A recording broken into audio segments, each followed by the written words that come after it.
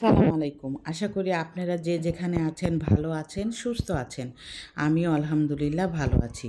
আজকে আমি সকাল থেকে আমার ব্লগটা শুরু করলাম। আশা করছি আমার এই ব্লগটা আপনাদের ভালো লাগবে। এখানে আমি লুচি ভেজে নিয়েছি। আমার মেয়ের এক্সাম শেষ হয়ে গেছে। এখন সকালে ঘুম থেকে একটু লেট করে উঠি। আর আমার ঘরে তো প্রায় আমি লুচিটা বানাই। আর এই লুচি বানানো শিখেছি আমার শাশুড়ির কাছ থেকে। আমি বললাম না, সব কটা কাজে বা যে কোনো একটা ইস্যুতে হলো আমি আমার শাশুড়ির কথা, আমার মার কথা আমি মনে করি। আল্লাহ পাক জানি আমার শ্বশুর শাশুড়ি আমার মা বাবাকে জান্নাত দান করে। আপনারা দোয়া করবেন, আমিও অনেক দোয়া করি।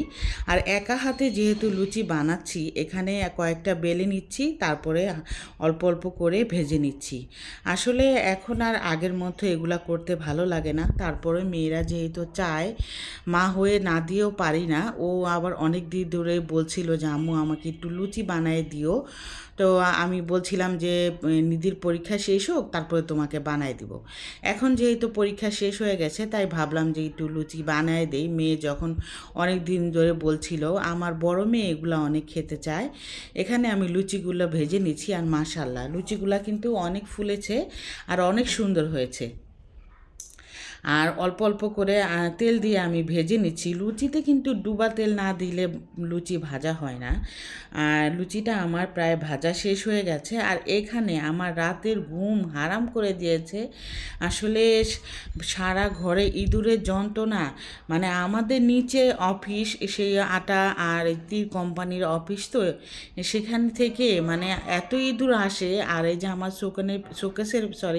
শোকেসের পেছনের সাইডটা হার্ডবোর্ড নাই, তো এর জন্য আরও এখানে ইঁদুর ঢোকে। নতুন নতুন জুতাগুলা সব নষ্ট করে ফেলছে। আর আমি তো এতদিন সময় পাই না, এগুলা সব নিধির বাবা নামাইছে। আমি আবার বললাম যে আমি রান্না করতেছি, এখন তুমি দুপুর টাইমে এগুলা নামাইলা। এখানে টেবিলে হালও নাজেহাল হয়ে আছে। এখানে আমি ভাবলাম যে থাক, এখন যেহেতু ওগুলা করছে আমি রান্নাটা সেরে নেই। অনেকগুলা জুতা মানে নষ্ট করে ফেলছে। আর এই জুতাগুলা এত সুন্দর, নেহার বড় ফুপু দিছিল, মানে আমার ননাস দিছিল জুতাগুলা। মাশাল্লাহ এত সুন্দর জুতাগুলা, এই জুতাগুলা চমকি সব উঠাই ফেলছে। আমার বড় মেয়ে নেহা দেখে তো কান্নাকাটি শুরু করছে।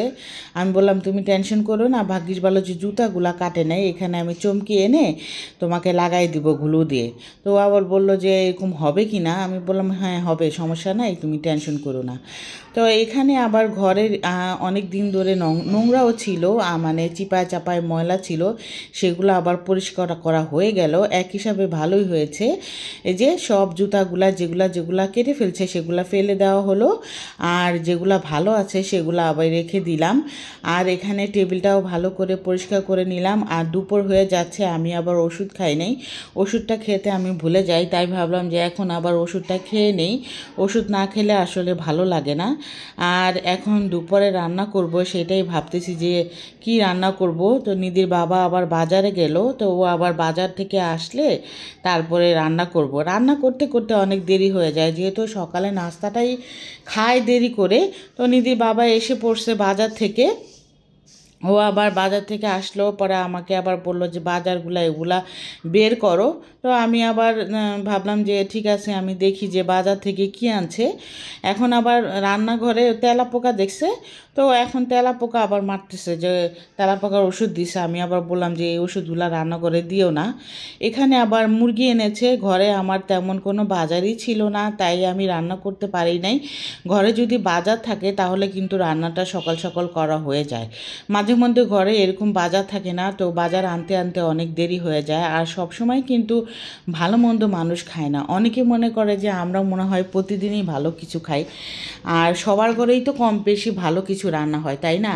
আমি তো আর সবার ঘরে যেয়ে দেখি না, আমি তো ব্লগ করি, এর জন্য সবাই আমারটা দেখে। আমি বুঝলাম না ভাই, আমি যদি ভালো খাই বা খারাপ খাই, খারাপ যেদিন খাই বা যেদিন না খাই সেদিন তো আমি কারোর বাসায় যাই এক বাটি তরকারি নিয়ে আসি না। আর আমি যেদিন ভালো খাই খাই সেদিন তাদের কেন এত মাথা ব্যথা যে আমি অনেক ভালো খাই।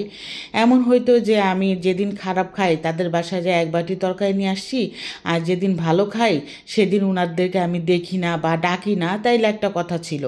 আমি খারাপ খাইলেও আমি আমার ঘরে থাকি ভাই, আর না খাইলেও আমি খাইলেও আমি আমার ঘরে থাকি। আমি তো যেভাবে আল্লাহ আমার রেখেছে সেভাবে আমি শান্তি। মানুষ একবার ভালো খাবে একবার খারাপ খাবে, এটাই তো স্বাভাবিক। আর আমি ব্লগ করি, আমি আপনাদের সাথে সবটা শেয়ার করি, সেটা আপনার এই জন্য আপনারা সব দেখেন। আমি তো আর আপনাদের ঘরে কি কি করেন সেটা তো আর আমি জানি না, তাই না? এখানে আমি বিরিয়ানি রান্না করেছিলাম, চিকেন বিরিয়ানি। বিরিয়ানিটা অনেক সুস্বাদু হয়েছিল। আমার মেয়েরা বরাবরই আমার হাতে বিরিয়ানি অনেক পছন্দ করে। আর সালাদ কেটে নিয়েছিলাম, তাড়াহুড়া করে রান্না করে ফেলাম। তারপরও আমাদের খেতে খেতে আসরের আজান দিয়ে দিয়েছে, কারণ ঘরের অনেক কাজ ছিল, ঘর অনেক নোংরা হয়েছিল। আর যারা যারা নাকি আমার আর আশা করছি যারা আমার খাওয়া আর রান্না নিয়ে এইসব কথা বলেন তারা তাদের প্রশ্নের উত্তরটা পেয়ে গেছেন। এখানে আমি বিরিয়ানিটা খেয়ে নিচ্ছি দুপুরে। এমনি অনেক দেরি হয়ে গেছে, রান্না করতে করতে 5টা বেজে গেছে। ঘরের অনেক কাজ করছি আজকে, ঘরটা অনেক নোংরা হয়েছিল। তো ঘর নোংরা হয়ে থাকলে মাথা একটা বোঝা হয়ে থাকে। আর এখানে ভাবলাম যে বিকেলবেলা একটু পেঁয়াজু বানিয়ে দিই। গরম গরম শীতকালে পেঁয়াজু খেতে কিন্তু ভালোই লাগে, ল্যাপের নিচে ঢুকে গরম গরম পেঁয়াজু খেতে ভালোই লাগে। তো আমি তো পেঁয়াজুটা খাওয়া মানে মোটে বন্ধ করেই দিয়েছি। আমার মেয়ের জন্য আমি বানাই। আমার 2 মেয়ে নেহা নিধি অনেক পছন্দ করে।